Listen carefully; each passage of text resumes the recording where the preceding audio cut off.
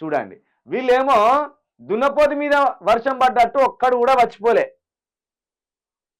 ఇక ఎలక్షన్లు ఉంటే బడే సాబు, చోటే సాబు, ఆ సాబు, ఈ సాబు అని ఒకరొకరు జబ్బలు రాసుకుంటా, భుజాలు తడుముకుంటా ప్రేమ వలకబోతారు. మరి ఖమ్మం ప్రజలు హిందువులు కాదా?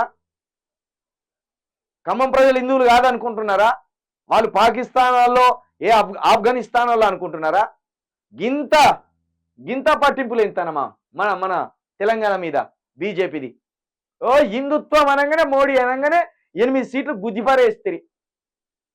ఎమ్మెల్యేని 8 మందిని ఇస్తారు, అటు ఎంపీలను 8 మంది ఇస్తారు. మరి కష్టకాలంలో ఖమ్మం ఆగమైపోతున్నది, మహబూబాద్ ఆగమైపోతుంది, ములుగు ఆగమైపోయింది. మరి ఒక్కరు రాలే.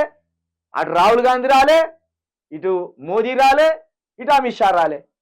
ఇక మరి దేశ పెద్దలు వీలే కదా. కాంగ్రెస్కి సంబంధించి రాహుల్ గాంధీ, సోనియా వాళ్ళంటే అధికారంలో లేరు, ప్రతిపక్షంలో ఉన్నారు.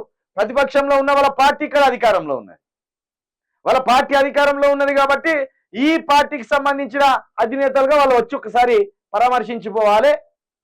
రాష్ట్ర ముఖ్యమంత్రికి బుద్ధి చెప్పి తక్షణమే వాళ్ళకు సాయం అందించాలి. ఇక వీళ్ళకి సంబంధించి 16 మంది ఉన్నారు ఇక్కడ, వీళ్ళొక్కరు రాలే. కనీసం ఒక్కడు సహాయక చర్యల కూడా లేడు. 8 ఇస్తే గుండు సున్నా లెక్క, అందరూ సన్నాసులు లెక్క, ఒక్కడు కూడా సహాయక చర్యలో కనబడతలేరు. పైగా వరద బాధితుల గురించి ఒక్కడు కూడా కామెంట్ చేస్తలేరు.